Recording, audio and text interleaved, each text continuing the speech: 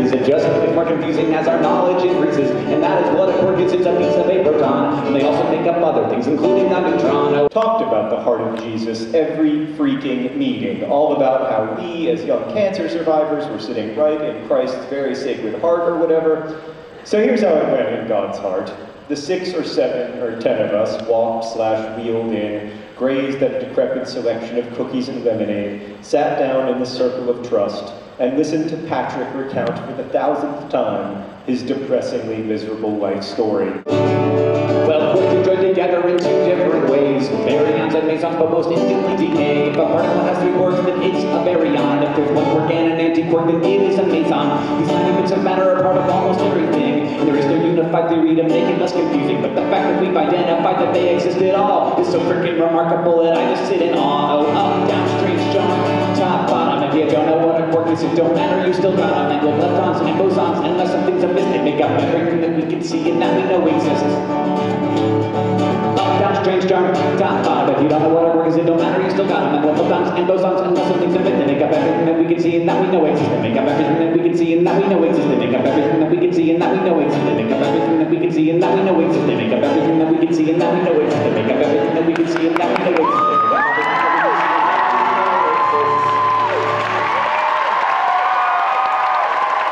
I waited so long for this voice and this story to work, you know, that like I was incredibly excited, like a schoolgirl. Every time I would come home, every day I would come home and give Sarah pages and I'd be like, read it, read it, read it, read it, read it, read it, read it. Do you mind if I watch? Do you mind if I... Isn't it good?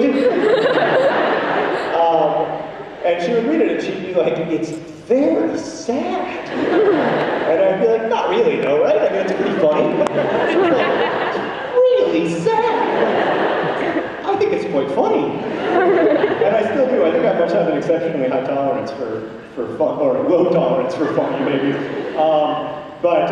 Yeah, I mean, I wanted it to reflect what I'd seen and experienced, which was, you know, people who I could love partly because they were so funny and alive. Yeah, and I tried really hard to do that, but then I guess it ended up just being very sad. And no one's ever like, John, your book's so funny. Everyone's always like, oh, my feels. I don't even know what that means. I'm too old. I don't know if that's good or bad. Now it's a party. We're gonna start. What is this question for? This is for John. Ready? Ready. Go. If you had the opportunity to give birth, would you? No. For Hank, what's the best way to improve a sibling relationship without starting a vlog? Without, what was the last? Starting a vlog. Oh, starting a vlog. I thought it was something about the law. Don't break the law in your sibling relationship, whatever that may mean. Should I speak more slowly? I do think that having projects together, I mean, if you're, you know, getting past childhood when you know, just playing games, have something that you're doing together. That's what's worked for us. I don't know how to do that, though, if it's not a vlog. No suggestions. We do other stuff, but yeah, projects. All right, John, have you managed to gain your fishing boat proceeds yet? I named my Tumblr Fishing Boat Proceeds because there's a special box that you get to check off in American taxes if you get fishing boat proceeds. It's the only box I never got to check off before. And, no. I don't know why, but Tumblr still refuses to pay me. Where's my money, Tumblr? Hank! Yeah? If you could only pick one, would you live a life completely devoid of sin or the life of a sinner? I'm a little bit fuzzy on the concept. What is it? Oh, sin, yeah. Okay, John says I'm a sinner. I also picked that one. Very sensible. Hank? Yeah. What is the most embarrassing secret you know about each other?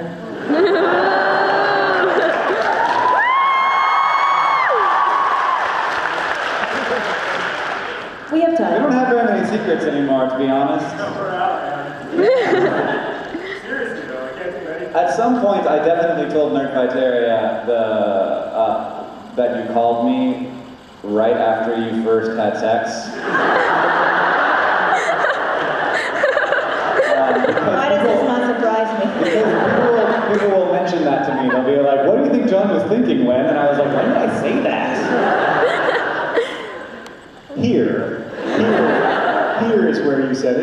thing. Just because you said something once doesn't mean that you have to say it twice. It was, of course, the evening of my wedding.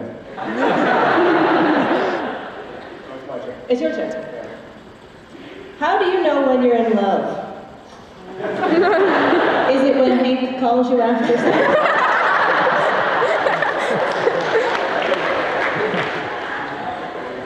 It's when you call your brother.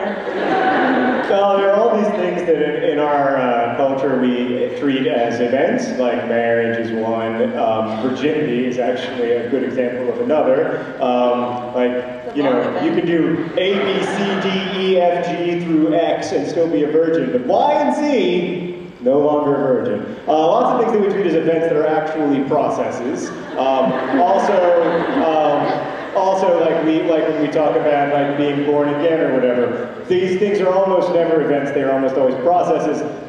Falling in love is not an event. It is not something that happens to you. It is or not something that happens to you all at once.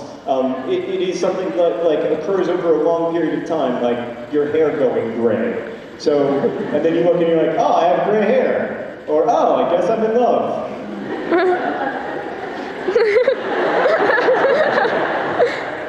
I just want to know what Y and Z were. Hank, Yeah. if you had the choice of 7 doors labeled Hogwarts, Narnia, Middle-earth, Camelot, Wonderland, Westeros, and Neverland, which door do you choose? You want to come again? I definitely wouldn't go to Westeros, because that's, you just die. Yeah, so no one is happy. I'd probably go to Hogwarts. I'd be the oldest student in the school, but like... I'd also be a total squid. I'd just clean, probably.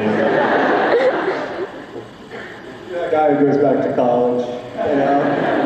I want to be that guy. I'm thinking about going back to college.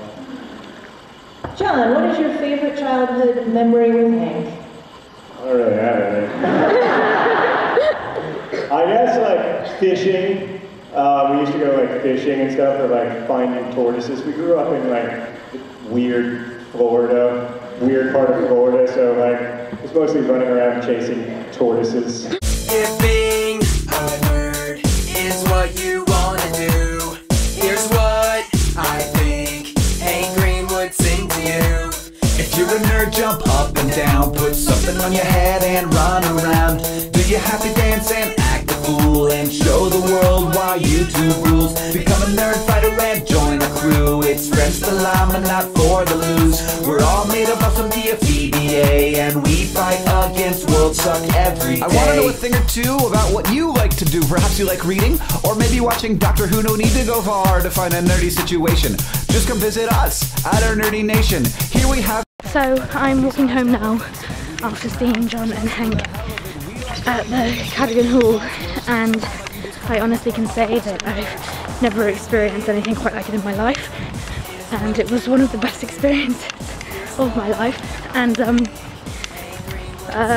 I met John and Hank and I shook both of their hands and I told Hank, "You've changed my life," and he said to me, "We change each other's lives." And then I met some really awesome nerdfighters and I made some good friends, and which is one of the best experiences of my life. And now I'm going home. Okay, bye.